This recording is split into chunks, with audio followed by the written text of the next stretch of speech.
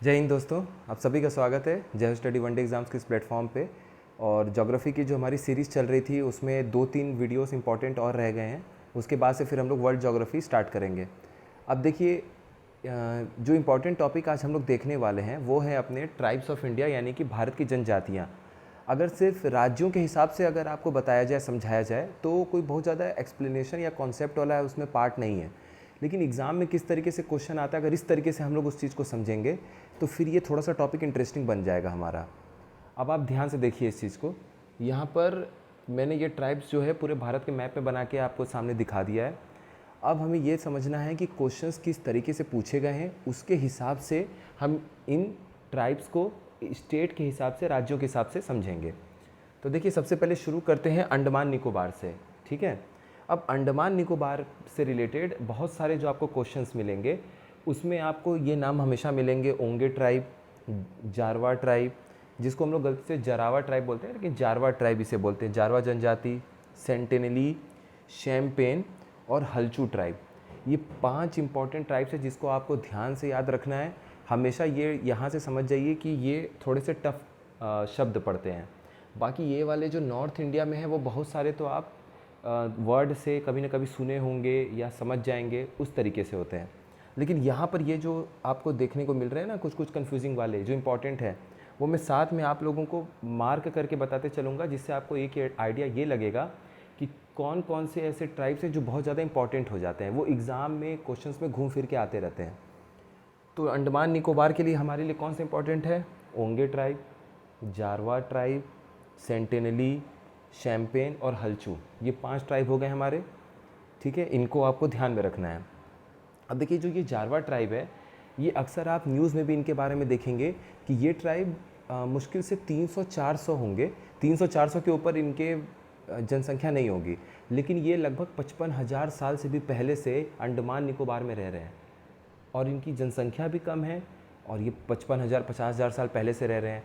तो ये इंसानों से इनका कांटेक्ट इतना दूर हो चुका है कि अभी तो चलिए ठीक है, बट पहले क्या होता था कि अगर ये अपने ट्राइब के बाहर के इंसानों को देख लेते थे, ख़ासतौर पे जो लोग टूरिस्ट वगैरह जो जाते थे, तो उन पे ये अटैक कर देते थे। तो इसीलिए जारवा ट्राइब को मतलब प्रोटेक्ट करना, जारवा ट्राइब की हिफाजत करना बहुत ज़रूरी हो जाता था। तो इसमें आपको क्या याद रखना है? जारवा ट्राइब तो आप देख के अंडमान निकोबार मार देंगे आंसर, लेकिन ये ओंगे ट्राइब है। सेंटिनली को आप थोड़ा ध्यान रखिएगा, सेंटिनली पे ध्यान रखिएगा, शैम्पेन ट्राइब पे थोड़ा ध्यान रखिएगा और हल्चू पे ध्यान रखिएगा। ये 3 नाम आपको कन्फ्यूजन में डाल सकते हैं, तो इनको थोड़ा सा आप देखते रहेंगे 2-3 बार तो आपको याद हो जाएगा। ऐसा भी कुछ टेंशन लेने की ज़रूरत नहीं है। अब अंडमान निकोबार को देखने के बाद अब हम चलते हैं थोड़ा सा भारत में पेनिनसुलर इंडिया की तरफ। अब देखिए, नीलगिरी का हिस्सा जो तमिलनाडु में है। अब आपको पता है कि नीलगिरी का हमने कितनी बार चर्चा किया हुआ है कि आपके दक्षिण भारत का दूसरा सबसे ऊंचा पीक या चोटी इसी नीलगिरी में पाया जाता है। कौन से नाम से? डोडा बेटा। और सबसे ऊंची कौन सी है? नीलगिरी के बाद यहाँ पलक्कड़ गैप, पालघाट गैप आता है, एक गैप आता है 2 पहाड़ों के बीच में। और उसके बाद आपका कौन सा आता है? अन्नामलाई। और अन्नामलाई में हमने कौन सा पीक पढ़ा था? सबसे ऊंचा जो चोटी था वो था आपका अनाईमुड़ी। तो अनाईमुड़ी के बाद दूसरे नंबर पे कौन सा है? डोडा बेटा। लगभग अनाईमुड़ी आपका 2695 मीटर के आसपास है, 2700 मीटर के आसपास इसकी हाइट है, और ये 2611 समथिंग है, मतलब 2650 मीटर ये भी है। कुछ डिफरेंस का है, 2611 नहीं, थोड़ा ज़्यादा ही है, लेकिन कुछ मीटर का डिफरेंस है नीलगिरी में डोडा बेटा का और यहाँ अन्नामलाई का। अब देखिए, यहाँ पे तमिलनाडु में एक ट्राइब आता है तोडा ट्राइब। ये अक्सर कई क्वेश्चंस में आपको देखने को मिलेगा, यूपी पीसीएस में भी पूछा गया है कि तोडा ट्राइब जो है, तोडा जनजाति कौन से राज्य में पाई जाती है? तो ये तोडा, टी से तमिलनाडु और टी से तोडा, तो ये आप बिल्कुल सही कर देंगे। लेकिन एक ऐसी जनजाति है, अगर आप उसको नहीं पढ़ के जाएंगे तो बहुत चांस है कि आपका क्वेश्चन वो गलत हो जाएगा। वो है आपका ये कोटा ट्राइब। ठीक है, तो इसको इम्पॉर्टेंट मार्क कर देते हैं। अब देखिए, कोटा अगर आप नहीं पढ़े तो आपको लगेगा अच्छा कोटा तो राजस्थान में है, तो कोटा जनजाति तो राजस्थान में होनी चाहिए, लेकिन ये गलत है। कोटा जनजाति तमिलनाडु में पाई जाती है। ठीक है, इसीलिए देखिए ये नीलगिरी की पहाड़ बना दिया और आपको तोडा और कोटा दे दिया, ताकि अगर स्पेसिफिक क्वेश्चन पूछ दे, मान लीजिए क्वेश्चन को टफ बनाना हो और स्पेसिफिक आपसे ये पूछ दे कि ये है बगल में पर्वतमाला, पर्वत श्रृंखला, पहाड़, और इधर आपको पूछ दे कि जनजाति का नाम, अब आपको दोनों को मिलाना है, तो अगर आप यहाँ से मैप से थोड़ा सा भी ध्यान में रखेंगे तो आपको इस बात का कन्फ्यूजन नहीं होगा कि तोड़ा ट्राइब, तोड़ा जनजाति और दूसरी ये कोटा जनजाति, ये हमने कहाँ पढ़ा था? ये हमने पढ़ा था नीलगिरी की पहाड़ियों पे, कहाँ पे? तमिलनाडु में। तो इस तरीके से ये आपका क्लियर हो जाएगा। अब देखिए यहाँ पर एक खास बात है। खास बात क्या है कि तोड़ा जनजाति और उत्तराखंड में मिलने वाली जौनसारी जनजाति, ये लोग पॉलीएंड्री देखने को मिलता है। पॉलीएंड्री का मतलब क्या हो गया? बहुपतित्व। मतलब एक महिला एक से अधिक हस्बैंड रखती हैं मतलब, ठीक है, एक महिला की एक से अधिक आदमियों से शादी हो रही है, तो ये हो गया पॉलीएंड्री। पॉलीगैमी में उल्टा होता है कि एक आदमी है, उनकी एक से अधिक वाइफ है। तो ये पॉलीएंड्री देखने को मिलता है टोडा ट्राइब में और जौनसारी में भी। तो कभी क्वेश्चन घुमा के पॉलीएंड्री, बहुपतित्व पे भी सवाल पूछ दिया कि कौन सी जनजाति है जो कि बहुपतित्व के इस सामाजिक व्यवस्था में भी विश्वास रखती है। तो आपका आंसर क्या हो जाएगा?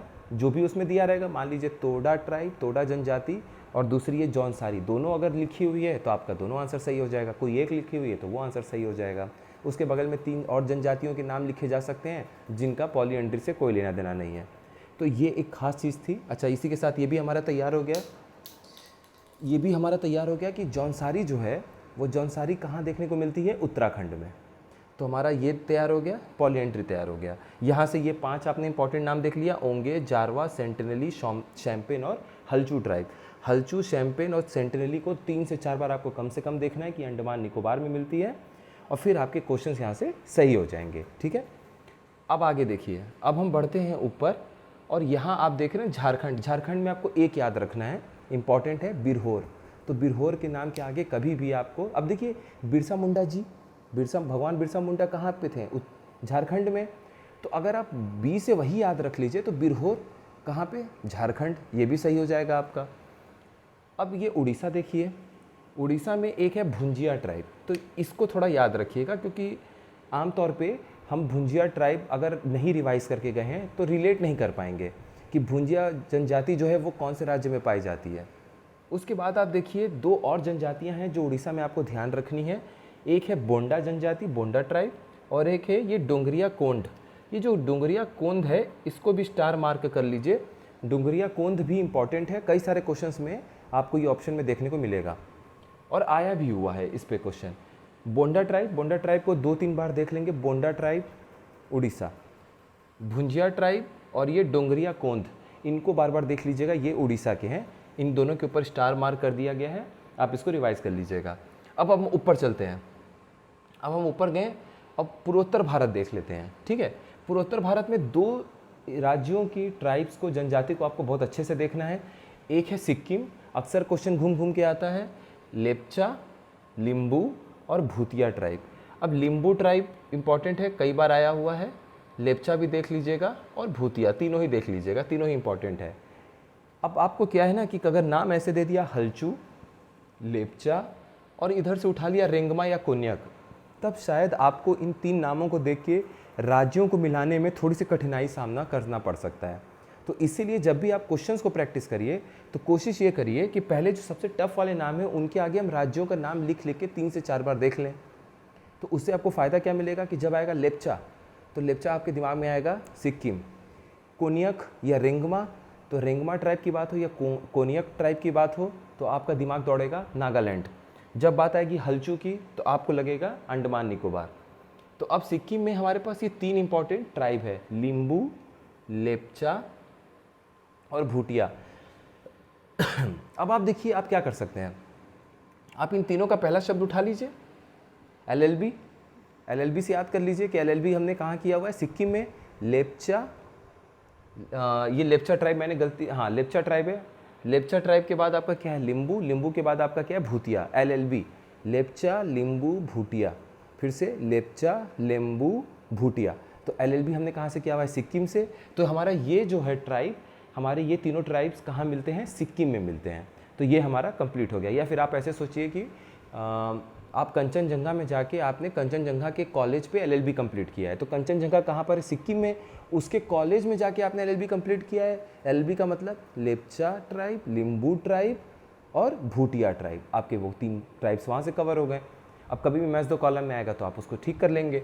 अब हम बढ़ते हैं इधर। अब देखिए नागालैंड की ये 3 इंपॉर्टेंट ट्राइब्स हैं, वैसे तो बहुत सारे ट्राइब्स हैं, लेकिन ये 3 ऐसे ट्राइब्स हैं जिनको आपको अच्छे से याद रखना है, रेंगमा, कोन्याक और अंगामी। और इन तीनों को ही स्टार मार्क कर लीजिए। घूम घूम के ये नाम आपको कहीं ना कहीं हमेशा देखने को मिलेगा। कौन कौन से नाम देखने को मिलेंगे? अंगामी, कोन्याक, कोन्याक ट्राइब, कोन्याक, अंगामी और रेंगमा, ये 3 नाम आपको देखने को मिलेगा। ठीक है, अब देखिए अरुणाचल प्रदेश में अगर आप देखेंगे तो बहुत सारी जनजातियों के नाम पे ही पहाड़ भी रखे गए हैं नाम। अब वो एबोर हिल है, 3-4 ऐसी जनजातियां हैं। अब देखिए हर बार मैं क्वेश्चन आप लोगों से पूछता हूँ और आप लोगों में से बहुत अच्छे अच्छे कैंडिडेट्स हैं, इतना अच्छा रिस्पांस मिलता है कि मतलब सच में बहुत अच्छा लगता है देख के कि वो लोग फैक्ट्स को ढूंढते हैं, और 1-2 लोग तो बहुत ज़्यादा एक्टिव हैं। तो मैं इस पर आज का क्वेश्चन ये है कि अरुणाचल प्रदेश में कुछ ऐसी ट्राइब्स हैं जो जिनके बारे में हम लोगों ने ट्राइब्स के बारे में नहीं पढ़ा, जनजाति के बारे में, लेकिन हमने उनके नाम पे जो पहाड़ रखे गए हैं ना, जैसे एबोर पहाड़ी है, मिशमी है, इस तरह के 2-3 पहाड़ और हैं। आप उसको एक बार ढूंढिए और कमेंट सेक्शन में ज़रूर मेंशन करिए, लिखिए कि कौन कौन से ऐसी जनजाति हैं जिनके नाम पे पहाड़ भी है और वो पहाड़ हमने ऑलरेडी पढ़ रखा है। तो उससे आपका भी अरुणाचल प्रदेश को लेके मतलब फिर से रिवीजन भी हो जाएगा और आपका भी कॉन्सेप्ट क्लियर हो जाएगा। तो वो ट्राइब्स इसीलिए यहाँ पे अलग से नहीं लिखा हुआ है कि वो पहाड़ों के ही नाम पे ट्राइब है, और एक बार आप भी उसको देख लीजिएगा। तो ये हमारा नॉर्थ ईस्ट में हमें फोकस करना है सिक्किम, और सिक्किम के साथ नागालैंड, ये दोनों हमारा कवर हो गया।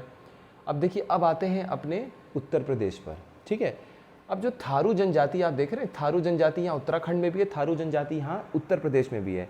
उत्तर प्रदेश की सबसे बड़ी जनजाति है थारू जनजाति।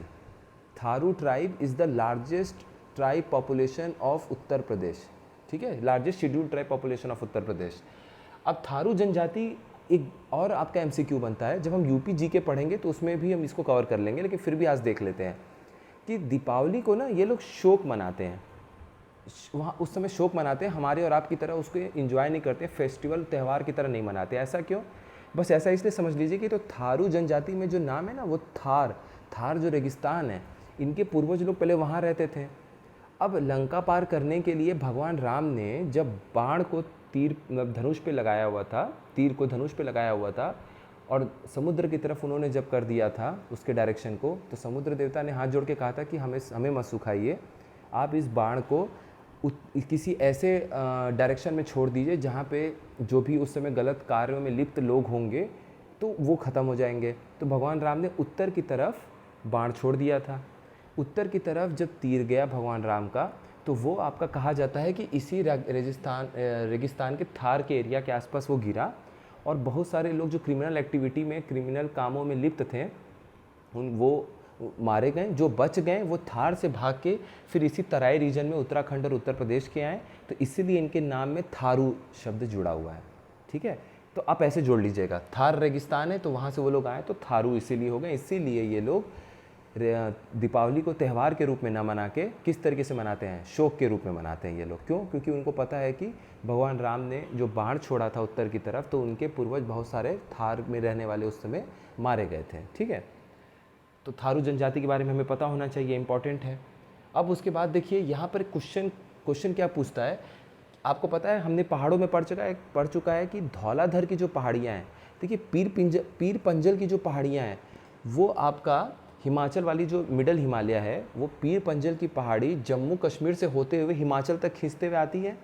और उसके बाद पीर पंजल के बाद कौन सी पहाड़ी आती है हिमाचल में? धौलाधर की पहाड़ी। तो अब क्वेश्चन पूछ देता है कि धौलाधर की जो पहाड़ी है वहाँ पर आपके कौन कौन सी ट्राइब्स मिलती है। तो एक ट्राइब बहुत इंपॉर्टेंट है जो डायरेक्ट इसी तरह का ही क्वेश्चन पूछा हुआ है कि धौलाधर पर्वतमाला पे कौन सी जनजाति मिलती है। तो उसका आंसर क्या हो जाएगा? गद्दी। ये ग है, द पे द शुद्ध हलंत वाला हो गया, और फिर द पे बड़ी की मात्रा, तो एक साथ इसको गद्दी लिख देते हैं, द के नीचे एक और आधा द। ठीक है, तो गद्दी हो जाएगा। तो गद्दी जो ट्राइब है, गद्दी जनजाति है, वो आपकी कहाँ मिलती है? धौलाधर पहाड़ी पे मिलती है। और धौलाधर रेंज कहाँ पर है? हिमाचल प्रदेश में है। तो सिर्फ हिमाचल दे दिया गद्दी ट्राइब के साथ में, तो भी आंसर सही है।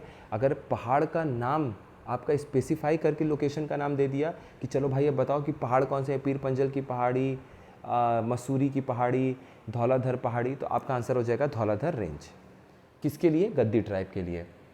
कि अब यहाँ पे हमारा कुछ और बचता है, हाँ एक बचता है, और हिमाचल का नाम देके पूछ दे कि हिमाचल प्रदेश में कौन सी जनजाति मिलती है, तो ये भरमौर है।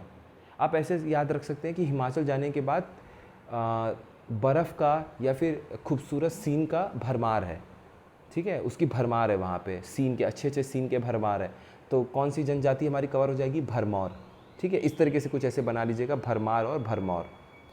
अब आप देखिए यहाँ पर जब आप आगे देखेंगे तो अब हम देखने जा रहे हैं फाइनली राजस्थान की कुछ जनजाति के बारे में।